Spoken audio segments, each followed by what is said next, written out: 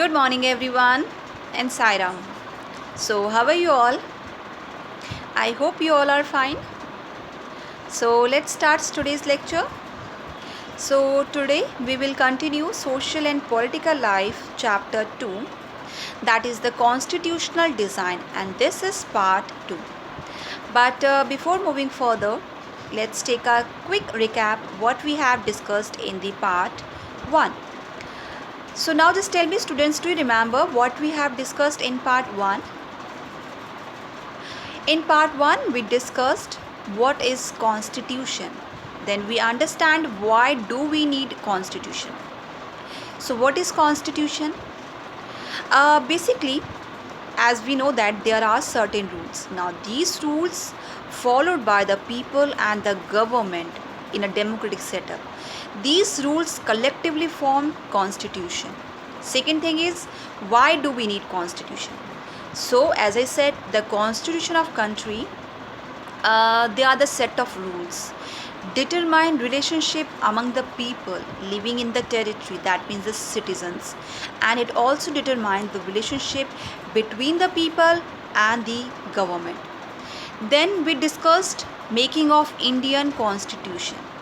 So as we studied in part 1, Indian constitution was drawn up under a very difficult circumstances. The maker of Indian constitution, they faced many problems while making the constitution of India. Then at last we discussed about the Constituent Assembly. So now just tell me, what is Constituent Assembly? Okay, so Constituent Assembly, that means the drafting of constitution was done by assembly of elected representative, right? And they are called the Constituent Assembly, or in simple word, an assembly of people's representative who writes the constitution for our country. Now just tell me, when Constituent Assembly adopted Indian constitution? So on 26th November 1946, Constituent Assembly adopted our constitution, but it came into effect on 26th January 1950. Okay, now after the making of Indian constitution, our next topic is guiding values of the Indian constitution.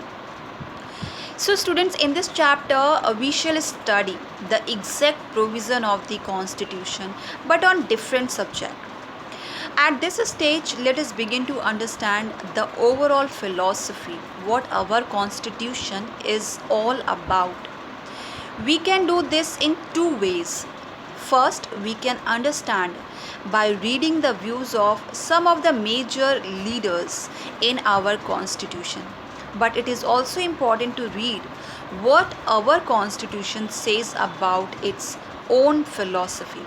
So this is what the preambles to the constitution does. Now let us turn to these one by one. The dream and the promise. So first, analyze the Mahatma Gandhi contribution in the Constitution of India. So although Mahatma Gandhi was not a member of the Constituent Assembly, just note down this point, he was not the member of the Constituent Assembly basically, but there are many member in the assembly. They followed his vision, and according to his magazine Young India in 1931. According to his magazine Young India in 1931, he just wanted to release India from thraldom and patronage. Thraldom means like the state of being under the control of another person, and patronage means conservation. So he just wanted to release India from the thraldom and the patronage. Second thing is, he emphasized on political equality. He also just wanted that no one should practice untouchability in our country, and he also want that like women also enjoy the equal rights as men. So he had laid down his vision regarding constitution in his magazine Young India in 1931. Okay, now next, B.R. Ambedkar. As we all know, B.R. Ambedkar played a very important role in the making of Indian constitution. But he had a different understanding how inequality could be removed. He often bitterly criticized Mahatma Gandhi and his vision. He was a social revolutionary thinker, and he was completely against the caste division and caste based inequality. So, as I said, he played a very important role in making of Indian constitution. He was the chairman of drafting committee, right? He was the chairman of drafting committee, and he favored reservation to end inequality in the country. He favored reservation for the upliftment of the backward classes, for the advancement of the backward classes. Now, the next one is Jawaharlal Nehru. Jawaharlal Nehru is a big name in Indian history, as we know that, right? His nationalism and idea helped India to get it from independence, and to develop after getting independence from the Britishers. So his foreign policies and development ideas create a strong base for today's India. He was the first Prime Minister of India, and he wanted a democratic and sovereign republic, right? He was the first Prime Minister of India, and he wanted a democratic and a sovereign republic. Okay, now move on to the next. Philosophy of the Constitution. Values that inspired and guided the freedom struggle and were in turn nurtured by it formed the foundation for India's democracy. So these values are embodied into the preamble of Indian Constitution. Right? These values are embedded in the preamble of Indian Constitution. Now these values guides all the articles of Indian Constitution. So let's first understand what is preamble. So preamble, the Constitution begins with a short statement, right? The Constitution begins with a short statement of its basic values. In simple term, we can say that preamble is the introduction of the Constitution, which contain ideas and basic principles. Right? Preambles contain ideas and basic principles of the Indian Constitution. Is it clear? What is preamble? Preamble is the introduction of the Constitution. Now the idea of preamble, this idea we have taken from the American model. Right? This idea we have taken from American model, and most of the countries in the contemporary world, they have chosen that their constitutions will begin with the preamble. Okay, now let's read the preamble and then let's understand the meaning of each of its keyword.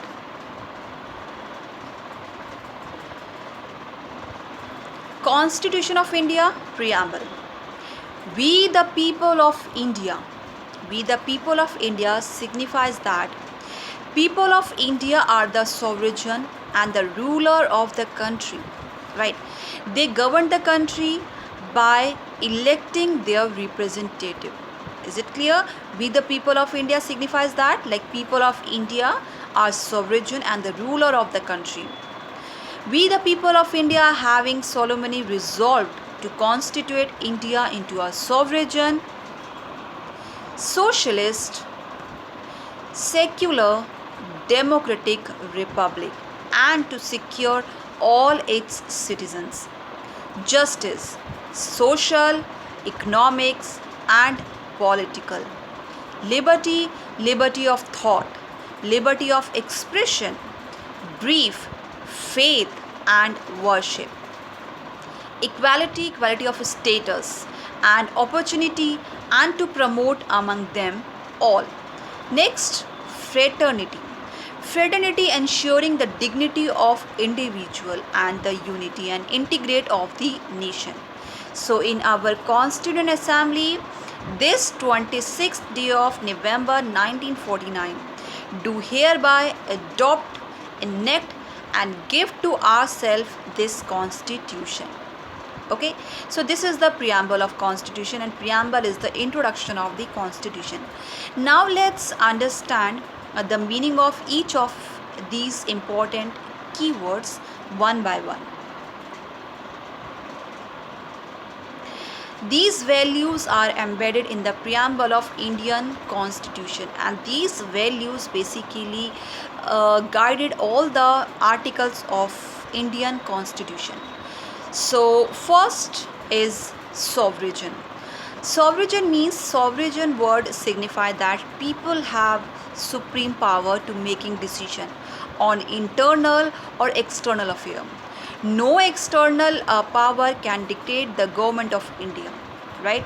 So this sovereign means, or this sovereign signify that people have a supreme power in the process of making decision in our country. Second is socialist. Basically this word signifies that like wealth generate socially and should shared equally by society. So government regulate the ownership of the land and industry to reduce socio-economic inequality in our country. Next is secular. Secular basically in our country, every citizens have right to follow any religion. Basically in our country there is no official religions. So government should follow and government should treat all religious belief and practice with the same manner, with the same respect. Next one is democratic. Is a form of government where everyone have equal political rights, and in democratic country people have rights to choose their representative. Next feature is republic. Basically in our country the head of the state, right, the head of the state is elected person. The head of the state is an elected person, not a hereditary position. Next, justify. Justify signifies that like citizens cannot discriminated on the ground of on the basis of religious, gender, on the basis of caste. So the socio-economic inequality have to be reduced. So the government should work for the welfare of the people and especially for the disadvantaged group of the society. Next is liberty. Basically this word signifies that there are no unreasonable restrictions on the citizens, right, what they think and how they wish to express their thought, and are the way they wish to follow their thoughts in action. Next is equality. So equality means everyone is equal before the law.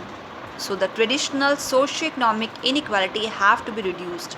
So government ensure that everyone getting the equal opportunity in our country. And the last is fraternity. Fraternity, that means like all of us like behave as like a member of a same family. So no one should treat a fellow citizen as inferior.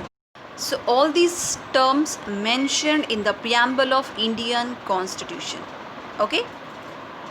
Now, institutional design.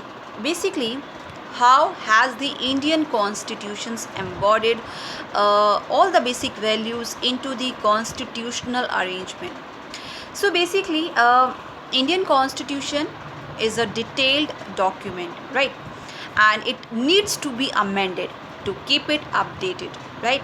It is need to be amended to keep it updated. So it has provision to incorporate changes from time to time. Now these changes is called constitutional amendments. Okay, in our constitution there is a provision of incorporate changes from time to time, and these changes are called constitutional amendments. Third thing is basically it lay down the procedure of choosing person who govern our country. It define who will have power to take decision. It also limit the power of the government by providing rights to the citizens which cannot be violated. So the constitution embodies the values into the institutional arrangement, and the constitution describes institutional arrangements in legal language. Clear? Now the next, reasons for acceptance of constitution draft by the Constituent Assembly.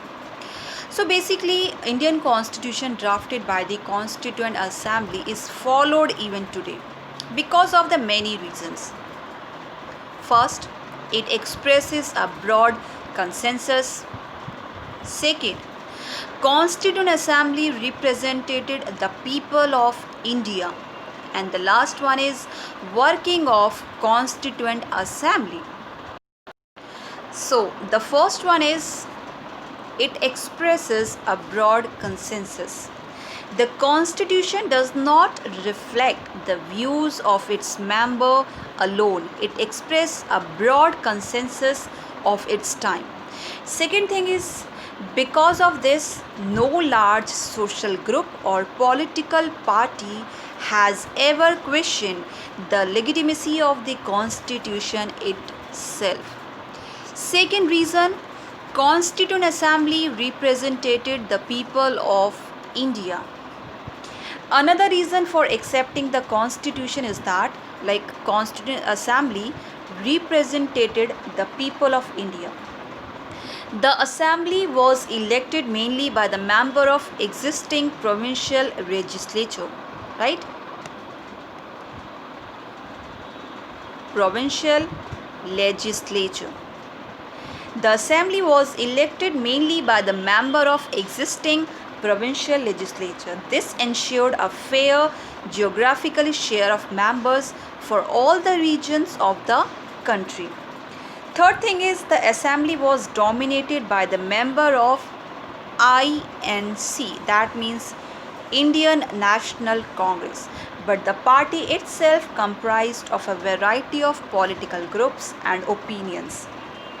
Next, the assembly also had many members who disagreed with the Congress. And last one is, in social terms too, the assembly represented members from different language groups, caste, classes, religions, and occupation. Now the third reason, working of Constituent Assembly. The manner in which the Constituent Assembly worked gives purity to the Constitution. The Assembly worked in a systematic, upon and concessional manner which is described. First, some basic principles were decided and agreed upon. Second, drafting committee chaired by B.R. Ambedkar, right? B.R. Ambedkar. Drafting committee chaired by B.R. Ambedkar prepared a draft constitution for discussion. Several rounds of through discussions were held on the draft constitution clause by clause. More than 2,000 amendments. More than 2,000 amendments were considered.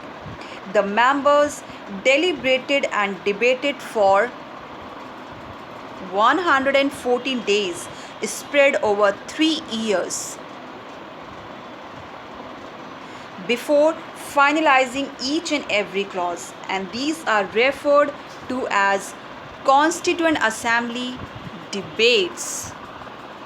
So this is all about your chapter. Here second chapter, constitutional design, is completed. I hope you all understood the chapter. Now move on to the next, that means quiz time. So let's solve these question answers, these MCQs.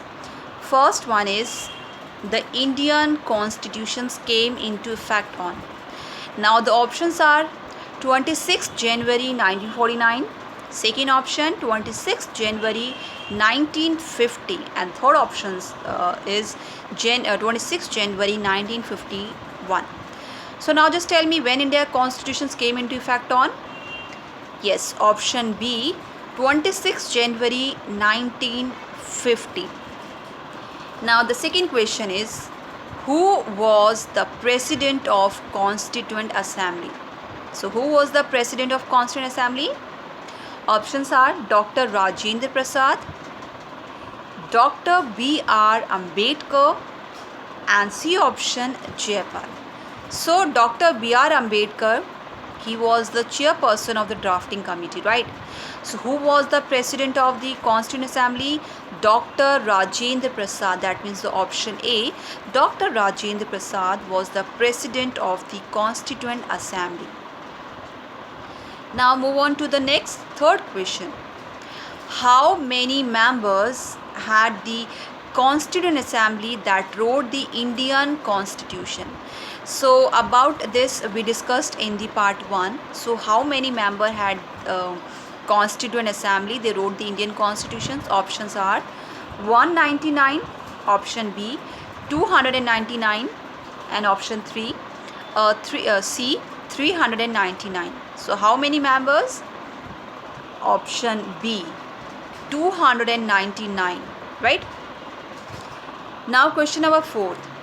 A nation in which the head of the state is an elected person is called. Options are, that state is called republic, secular, and third option is socialist. So now just tell me a nation in which the head of the state is an elected person is called. Yes, option A, republic. Now the next question, question number 5th.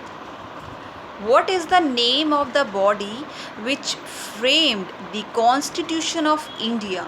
Options are Assembly of Congress, option B, Constituent Assembly, and option C, National Assembly. So now just tell me who framed the Constitution of India. Option B, Constituent Assembly. Now question number 6. An introductory statement in a constitution which states the reason and guiding values of the constitution is termed as. Options are article, option B, preamble, and option C, introduction. So answer is preamble. Preamble is the introduction of Indian Constitution. Now the next is question number 7. Abdul Kalam Prasad was the President of the Constituent Assembly. This statement is true or false? Abdul Kalam Prasad was the President of the Constituent Assembly. No, this statement is false, because Rajendra Prasad was the President of the Constituent Assembly. Now next one is question number 8. In 1928, Motilal Nehru and 8 other Congress leaders drafted a constitution for India. Now just tell me, this statement is true or false? This statement is true. Yes. In 1928, Motilal Nehru and 8 other Congress leaders, they already drafted a constitution for India. So that's all for today, children. Have a nice day and thank you.